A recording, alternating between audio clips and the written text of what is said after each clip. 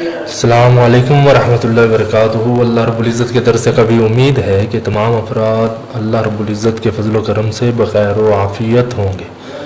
आज आप हज़रात के पास हाजिर हुआ हूँ एक नई वीडियो के साथ और शेयर करने लगा हूँ आप हज़रात के साथ एक नया अमल।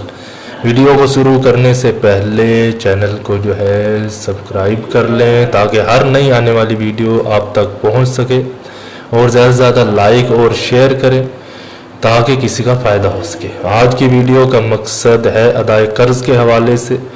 जिन हज़रात के ऊपर बहुत ज़्यादा कर्ज़ हो या कर्ज़ के बोझ तले दबे हुए हों और समझ रहे हों कि अदाए कर्ज़ के कोई असबाब पैदा नहीं हो रहे हैं, तो इस अमल का एहतमाम फरमाएं। यानी जो अमल आप हज़रात की स्क्रीन के ऊपर नज़र आ रहा है, तो इंशाअल्लाह ताला अदाए कर्ज़ के जो है असबाब वो पैदा हो जाएंगे।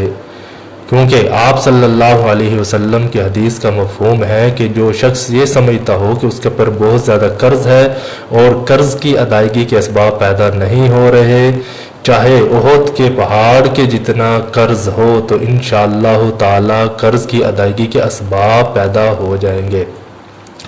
अमल का तरीका क्या है? अमल का तरीका ये है कि हर फजर की नमाज के बाद 24 मरतबा इस दुआ को पढ़ना है और अल्लाह रब्बुल इज़्ज़त से दुआ करनी है कि अल्लाह रब्बुल इज़्ज़त जो है अदाए कर्ज़ के हवाले से जो है असबाब पैदा फरमा दे।